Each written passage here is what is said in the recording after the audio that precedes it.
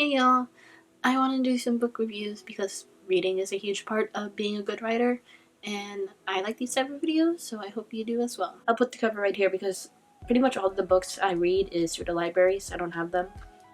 First book I read was The Subtle Art of Fucking Up by Mark Manson. It is a self-help book, and it's kind of a self-help book that kind of likes to think that it's like more gritty than other self-help books. It's very blunt. This book kind of emphasizes that you can't make lemons out of lemonade if you don't have any sugar. You just gotta swallow the lemons whole. So that was an interesting perspective from a self-help book. It has this nihilistic optimism all throughout the book, which is something that I find really attracted to. I really like this book. It really suited my personality. It was, it had that optimistic nihilism, and it was very deadpan in the way it addressed life, which is I find refreshing in a self-help book. One thing that I really like, it really emphasizes that we shouldn't care about things we can't control. Like, we can't control others, but we can't control others, but we can't control our reactions to certain situations. Something that I really like was that you only have a finite amount of fucks to give. You can only give a fuck to so many things until you burn out, and when you burn out, you'll realize it real quick. So you need to pick and choose what you give a fuck about. While I do praise it, it's still a self-help book. I mean, there are definitely things in that book that I will not be taking into my life. Thank you very much. Something that I didn't really like was the sort of edginess to it. Like, it all felt very trying to be down with the kids. It was kind of cringy in that way. I mean, here's the thing. I'm a wannabe emo teen too, but that was just a little bit too much. Like, if you reference the Beatles, it's not just the Beatles, it's the damn Beatles. Little things like that just really annoyed me. Speaking more seriously on the topic, I know that some Buddhists were kind of upset about it because Speaking more...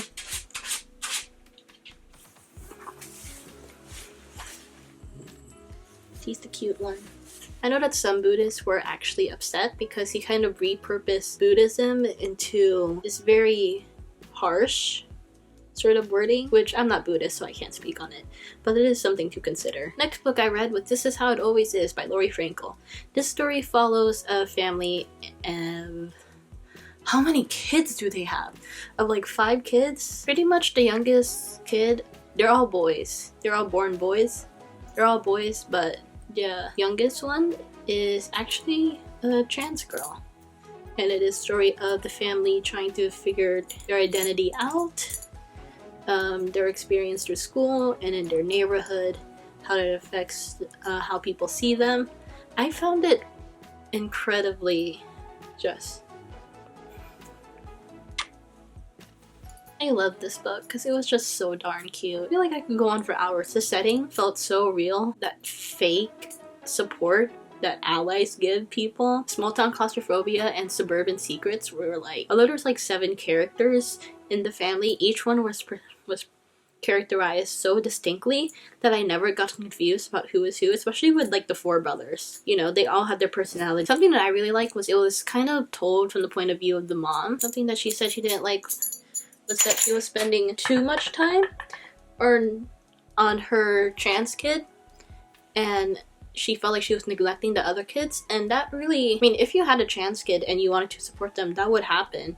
And that happens with all the other, I'm an only child. If your kid is sick, you're gonna pay attention to the one that is sick as opposed to the one that is doing just fine and healthy, right? My favorite character was Rose. She's the mother. She wasn't the main character. I think the main character was Poppy, but she was the narrator, and Rose was just so sweet and kind, and she fucked up, but no matter what she did, she always wanted the best for all of her kids, not just Poppy, which was just...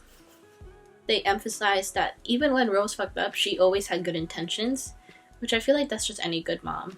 I mean, they fuck up, but they always want to help their kids, like that's where they're coming from. I really love the story. I love the ending. It was real.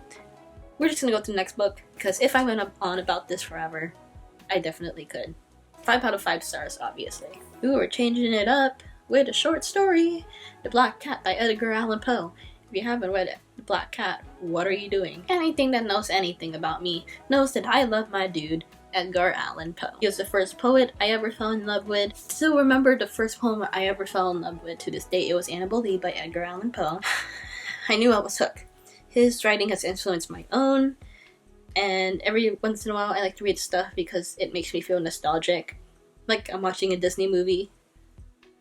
So The Black Cat is a short story that follows this douchebag who kills a black cat, and it's the story of how that black cat destroys his life. There's no bad thing to say about Poe. The man is a genius. The setting is amazing, the character arcs are amazing, the description is amazing, the prose is amazing. Warning though, if you don't like horror, specifically animal abuse and domestic abuse, I would not recommend this story. If you're not sensitive to that, please go read it. 5 out of 5 stars.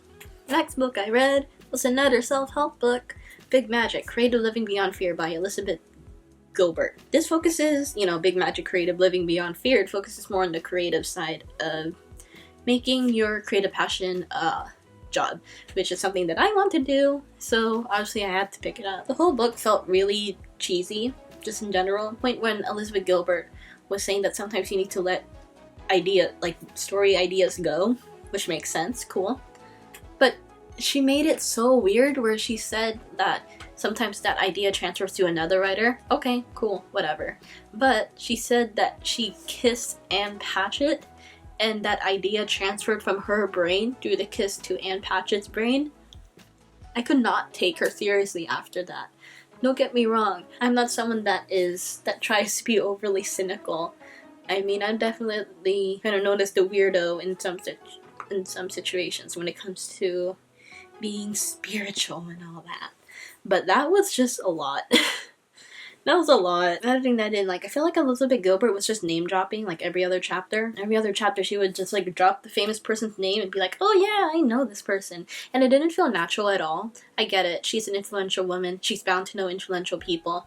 But the fact that it repeated itself and it didn't feel natural just felt very braggart. The biggest problem I have with that was that I'm going to read this off of my screen. The biggest thing that grated my nerves was her claim that higher education in the pursuit of arts is useless. She says that it will only put you in debt. I understand that, but I would argue that an MFA program would give you endless amount of skill, probably connections, sometimes it's worth it. An MFA is not just a waste of money.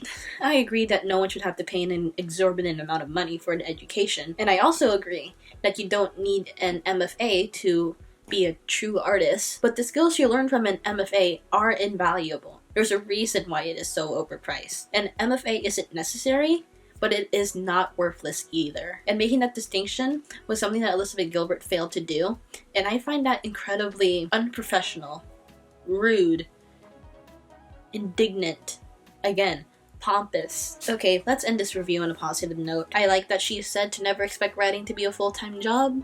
I agree with that. I love writing, but I also want to have a family. I also want to support myself. I'm also an only child, the oldest girl cousin, and expected to take care of my elders. So I need to afford a big house. And I can't do that with a writing fund, presuming that I am the majority of writers.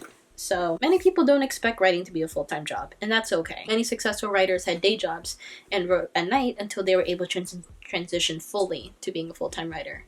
I expect that to happen for me as well, because no matter how much I want to write, I still need to pay the bills. I'm still going to have rent or mortgage. I'm still going to have a card to pay off. I'm still going to have student loans. My love for writing is not going to fix that. Here's some optimism. Elizabeth Gilbert really emphasized that you can be creative, but you also must be realistic, which was something that I found valuable. 2 out of 5 stars. Lullabies for Little Criminals by Heather O'Neill.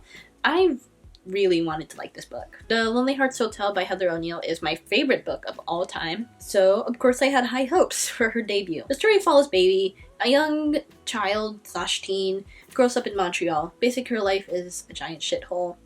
Her mom passed away, her dad is an addict, and they are broke all the time, they're moving all the time. I'm reading this off. First things first is read the back jacket of the book, which I won't because it's misleading.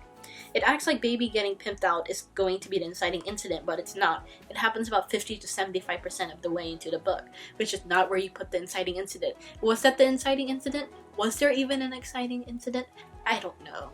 I hate it when on the backs of books, they make it seem like something is an exciting incident, but it occurs like 50 to 75% of the way into the book. Like, obviously that wasn't the inciting incident. Why am I reading this book if you took so long to get to the good part?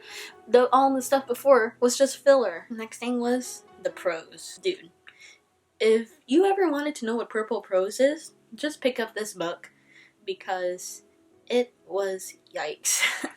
Don't get me wrong, I love flowery writing. I love literary fiction and that sort of prose it gives, but that was just a lot. There's like so many, there would be like paragraphs of similes, and I'm here wondering what the heck was that useful for? I get it, Heather O'Neill is fantastic at similes. When you flex the only thing you got, it gets tiring.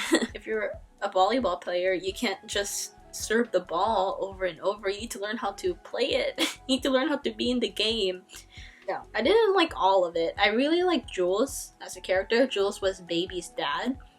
He was really young when he had her, and it really emphasized how not ready Jules was to have a kid, because Jules was still a kid. He was in his like mid-20s, like 24 I think when the book started. And when you're a 24-year-old, you're probably just getting out of college, or trying to find a job when you got out of college, or just starting to move out on your own and pay your own rent. Something that I really did like was that Heather O'Neill didn't demonize his addiction. She didn't say like, she didn't portray him as in a all addicts are evil. She portrayed him in a very human and empathetic way. Yeah, Jules has an addiction, but that doesn't make him any less worthy of dignity and life. Wow, amazing concept. I really liked Jules because he was treated as a human and he was so sweet. Even though he was a shit father sometimes, you know, he was still a kid. And that doesn't excuse his actions, but that simply is to explain his actions. I just like to see addicts treated as humans instead of monsters, because, surprise, addicts are people too. 2 out of 5 stars. I didn't hate it completely. Jules saved it, even though he wasn't the main character. Hey, I forgot to do an outro. Everyone, thank you so much for watching. All of my social media links are going to be in the description. You can follow me by my name, Danielle Mamoru. Subscribe down below. I upload videos every Monday at 5 p.m. PST. And thank you so much for watching. I'll see you next week. Okay, bye.